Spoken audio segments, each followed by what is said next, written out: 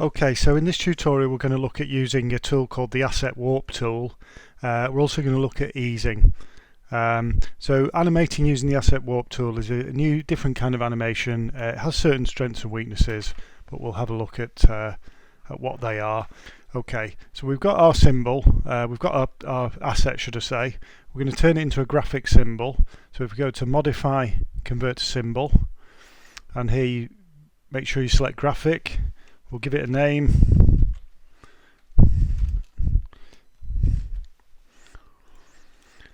Okay, and then if we make sure we select the main selection tool here, double click to go inside the graphic symbol. So if you remember, if you look at top left here, we can see now this is the symbol for graphic symbol. This is the name we gave it. That tells us that we're actually inside the graphic symbol now.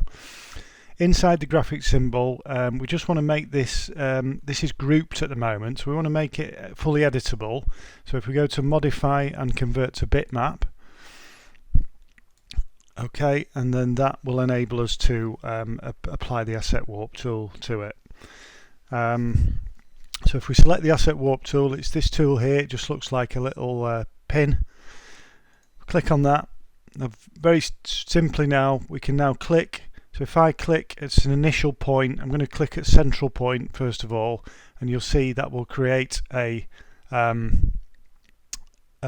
point that I can then move. Okay.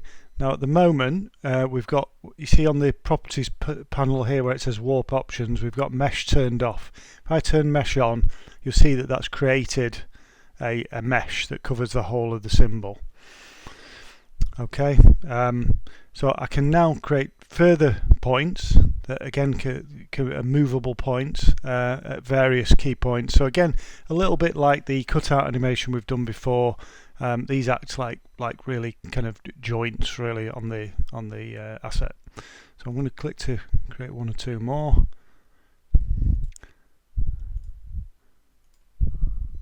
So kind of key points where I want to be able to move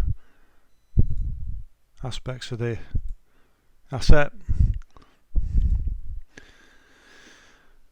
Okay, and then you'll see if I now mouse over any of these points I've created and move them, you'll see that I can move the object and it will move the asset. Okay, now you've got to be careful. The real danger here is distortion, so you've got to be reasonably careful. You know, if I move things too far, immediately we have a kind of distorted. I'll just click on the selection tool so I can see this without the mesh.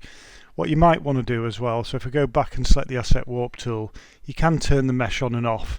And actually when you're animating, it's probably better to turn it off so you can see clearly what's happening. So you see there's quite a lot of distortion happening there. So you do need to be careful.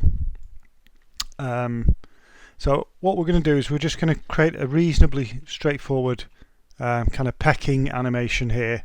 So if we click on frame 3 here, press F6 to create a second keyframe, press F5 to extend that keyframe. Then we're going to manipulate this so the magpie animates into a kind of pecking motion. Click on the point you do want to move and then move that. Okay, so I've kind of animated that on the second keyframe and moved the magpie into a kind of a pecking motion. We can move again, we can maybe adjust the tail up a bit. We could maybe adjust the feet a bit as well. So again, I think the strength of this technique is it's fairly easy, you know, again a little bit like the cutout technique. Once you've created the asset, you can then animate it without having to draw every single frame. But I think the negative can be that you know, you can kind of distort the image if you're not careful.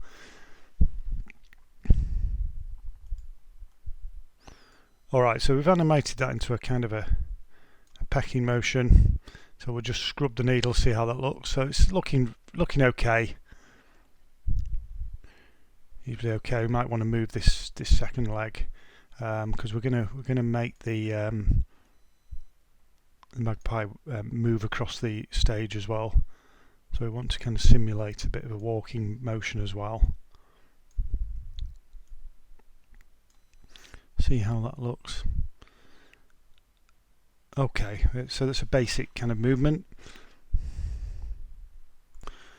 Okay, so once we've done that, we can apply a classic tween as well, which will just smooth out that movement slightly. So you can see the movement there.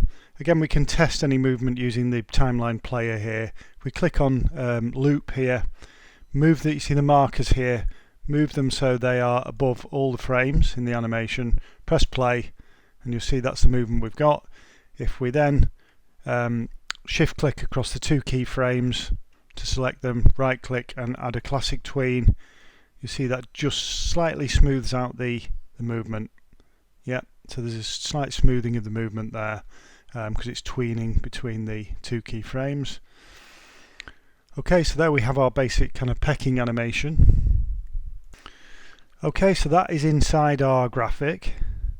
Now if we go back to the top left here, click on scene 1, this will take us back to the main timeline. Yeah. So now, like we've done previously with walk animations, we're going to make our magpie move across the stage, or walk across and peck across the stage. So we'll move him over to the left here. If we now say go to about 3 seconds, press F5, okay, to block out how many frames we want. And then we're going to use a straightforward motion tween. So if we right click anywhere on this block we've created and select motion tween, now move the needle to the end of the block and move our magpie to where we want him to end up, and that will automatically create a keyframe. Okay, so we have the movement left to right, and we can also see the movement inside the graphic as well at the same time. Again, we can test that using the player.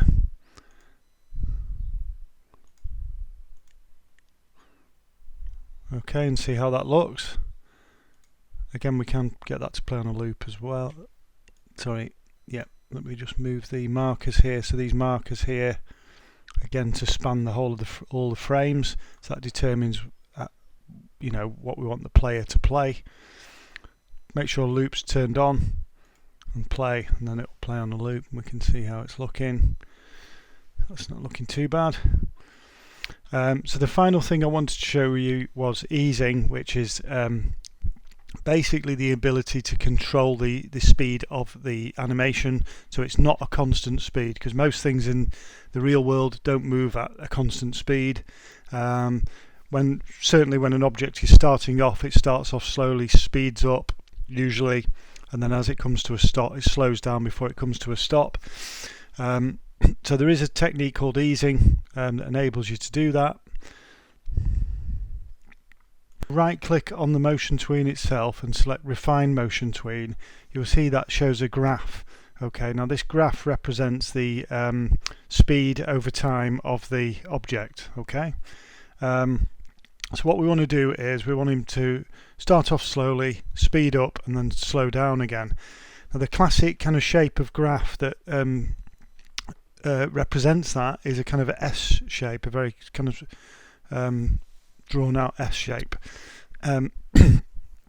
So what we can do is, if we click on add ease here, we can scroll down to custom at the bottom here. There are a series of preset eases as well here, but we can create our own. So we click on custom, okay, and then we can mouse over the graph here and we can create our own anchor point. So I'm going to create 2 at intervals here, and then I can click on these anchor points. I can drag them to create this kind of flat S shape. So if you think this graph across the x-axis represents time and the graph on the y-axis represents speed, so you can see this first bit, the speed isn't increasing much over the time, quite a fair period of time, then it suddenly increases quite dramatically over a similar period of time, and then again over a fair period of time it flattens out again and slows down.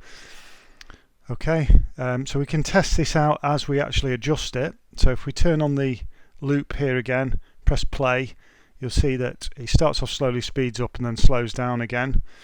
If we look on the graph here, the dotted line represents our custom ease, our custom graph, and the diagonal line represents a sort of conventional constant speed. Okay, so If you want to manipulate it further, just click on custom again and you can adjust and keep adjusting and testing until you're happy with the movement and speed. Okay, and then once you're happy with that, you can double click on the tween itself, the motion tween, and that will hide those settings again. Okay, obviously to get back to them, it's just right click and refine motion tween. You can adjust them as you go. If you decide you don't want it, use it at all, you've got the bin icon, you can put it in the bin there. Okay, so that's how you apply the tween. So now if we test our finished scene, so control and test scene, we'll see how it looks in the player. Okay, so there we have using the asset warp tool and applying easing, creating it using a custom graph.